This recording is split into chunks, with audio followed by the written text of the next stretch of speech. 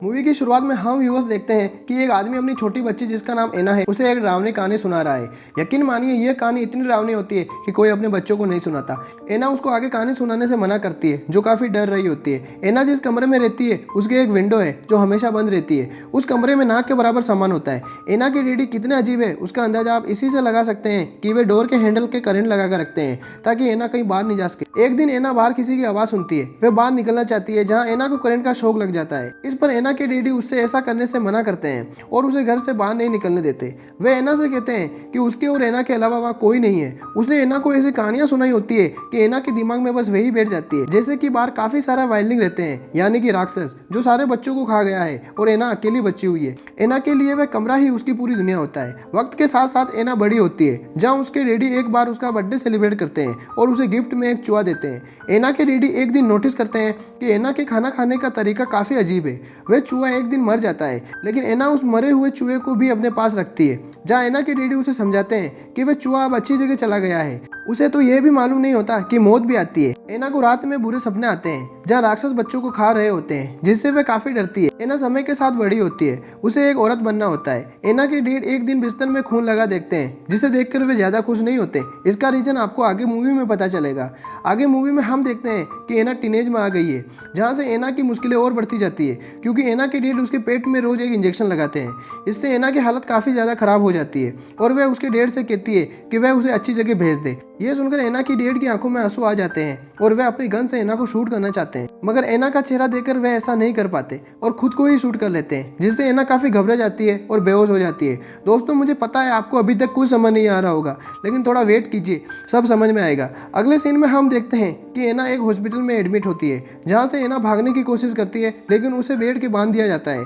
यहाँ हम व्यूअर्स एक यंग लेडी को देखते हैं जिसका नाम एलन था। ये एक पुलिस ऑफिसर थी। एलन ही एना को यहाँ लेकर आई थी जहाँ डॉक्टर एलन को कहते हैं कि एना के पेट में कोई ऐसी इंजेक्शन लगाता था जिससे ये जवान नहीं हो सके। जिस आदमी ने एना को शूट करना चाहता वह इसका असल डैड नहीं था क्योंकि उसका डीएनए इसके डीएनए से मैच नहीं कर रहा था।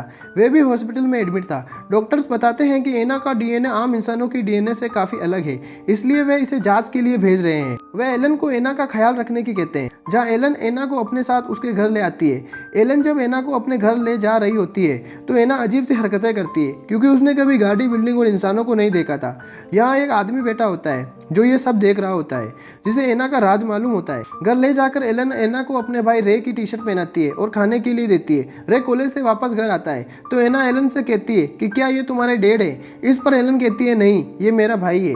एना को तो ये भी पता नहीं होता कि भाई बहन जैसा कोई रिश्ता भी होता है। रात को जब एलन एना को सुलाती है तो वह रूम की विंडो खोल देती है जिस पर एना कहती है कि विंडो बंद कर दो नहीं तो वाइंडिंग आ जाएगा। इस पर एलन एना को समझाती है कि ऐसा कुछ नहीं होता, यह सब तुम्हें उस आदमी ने झूठ बताया है जो असल में तुम्हारा पिता भी नहीं है। एलन उसी रात एना के कमरे में जाती है जहाँ एना ने अपना बचपन एक कैदी के रूप में बिताया था।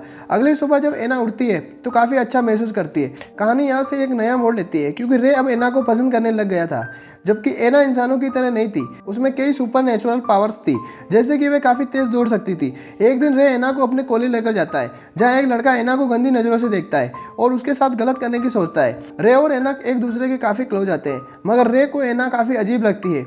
एक रात को रे एना को अपने साथ पार्टी में लेकर जाता है जहाँ वे ड्रिंक करते हैं और किस करने लगते हैं। जहाँ एना को लगता है कि उसके मुंह से खून आ रहा है वह दौड़कर बाथरूम में जाती है और देखती है कि उसके दांत गिर गए हैं। वह वहीं से विंडो से कूदकर बाहर निकल जाती है और भागने लगती है। तभी उसे ऐसा लगता है कि वह काने वाला राक्षस उसके पीछे दौड़ रहा है जबकि ऐसा नहीं होता। यह वह कॉलेज वाला लड़का लॉरेंस होता है जो एना को गंदी नजरों से देख रहा था। वह इसके साथ रेप करने की कोशिश करता है जहाँ एना उसका गला काट देती है और उसे मार देती है। एना इससे काफी घबरा जाती है और अपने पुराने कमरे में जाकर सो जाती है जहाँ से सुबह उठकर वह एलन के पास आती है। एलन इसे अपने साथ घर ले जाती है और पिछली रात के बारे में पूछती है कि वह कहाँ थी। इस पर एना एलन को कुछ नहीं बताती। रे एलन से कहता है कि शायद एना उसे कुछ बताए पर वह उसे भी कुछ नहीं बताती। रे देखता है कि एना के दांत गिर गए हैं। वह एलन के पास जाता है और उसे हॉस्पिटल में एडमिट करने की बोलता है। यह सुनकर एना वहां से भाग जाती है और जंगल में चली जाती है जहाँ उसे ऐसा महसूस होता है कि जंगल ही उसका घर है। एना उसी रात उस आदमी से मिलती है जिसके बारे में मैंने आपको पहले बताया था। वह आदमी एना को खाने के लिए कुछ देता है और एना का मुंह पकड़कर उसके दांत देखता है और कहता है कि जैसा सोचा था वैसा ही हो रहा है। यहाँ से वह एना को एक गुफा में लेकर जाता है और एना से कहता है कि क्या तुम जानना चाहती हो कि तुम क्या हो। उस गुफा में एना एक कंकाल देखती है जो इंसानों की तरह बिल्कुल नहीं होता। वह उसको टच करती है जिससे उसे और हमें मालूम चलता है कि यह कहानी वेयरवुल्फ पर आधारित है। कहानी के अनुसार वेयरवुल्फ तब से है जब से इंसान, लेकिन इंसान और वेयरवुल्फ साथ नहीं रह सकते क्योंकि वे एक दूसरे को मारते हैं। स्थिति अब यहाँ तक आ गई है कि वेयरवुल्फ की नस्ल ही खत्म होने वाली है। एना के डैड भी वेयरवुल्फ का शिकार किया करते थे।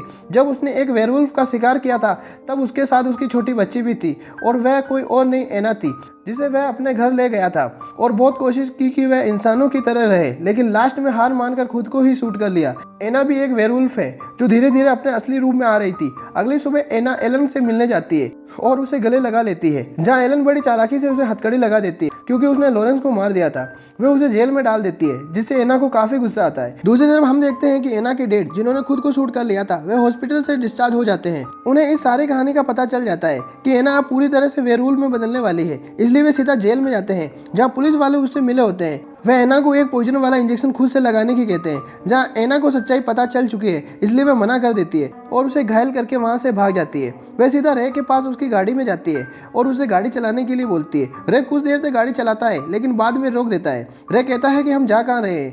एना उसे कहती है अनदर लाइफ में। इस पर रे एना से कहता है क्या तुम पागल हो। एना गाड़ी से नीचे उतर जाती है और जंगल की तरफ जाने लगती है। क्योंकि रे भी एना से प्यार करता था इसलिए वे भी उसके पीछे जाता है। वह जंगल के बीच में पहुंच जाते हैं जहां रात हो जाती है। यहीं वे दोनों साथ में इंटीमेट हो जाते हैं। अगली सुबह जब वे आपस में बात कर रहे होते हैं तो एना को लगता है कि कोई उनका पीछा कर रहा है। ये वही शिकारी होते हैं जिन्होंने एना की मॉम को मारा था। अब वे एना को मारना चाहते थे। एना इनसे बचकर भागती है और एक रिवर में कूद जाती है। रे एना से कहता है कि उन्हें वापस टाउन में चले जाना चाहिए। एना रे को मना कर देती है और जंगल में चली जाती है जहाँ वे शिकारी भी उसका पीछा कर रहे होते हैं।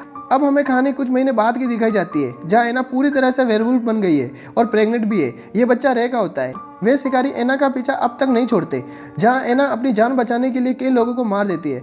जब शिकारियों को कोई रास्ता नहीं सूझता तो वे जंगल के एक हिस्से में आग लगा देते हैं जिससे एना वहीं फंस जाती है। वह बचने के लिए जमीन खोदती हुई एक गुफा में पहुंच जाती है और ये वही गुफा होती है जहाँ एना की मॉम मरी थी। यहाँ अचानक से एना के फादर आ जाते हैं जो एना को शूट कर देते हैं और एना का पेट चाकू से चीर कर बच्चे को निकालते हैं और एना से कहते हैं कि अगर ये लड़की हुई तो यह सब रिपीट होगा, लेकिन एना उसका गला काट देती है और वह यहीं मर जाता है। तभी हम व्यूअर्स देखते हैं कि वह वुल्फ मास्क वाला आदमी एना के पास आता है और उसके जख्मों को सीता है। दरअसल ये आदमी वेयरवुल्फ की नस्ल को खत्म होने नहीं देना चाहता था। मूवी के लास्ट सीन में हम देखते हैं कि एना अनदर लाइफ में पहुंच गई है और वह अपने बच्चे के साथ वहाँ खुशी से रह रही है और इसी के साथ ये मूवी यहीं खत्म हो जाती है।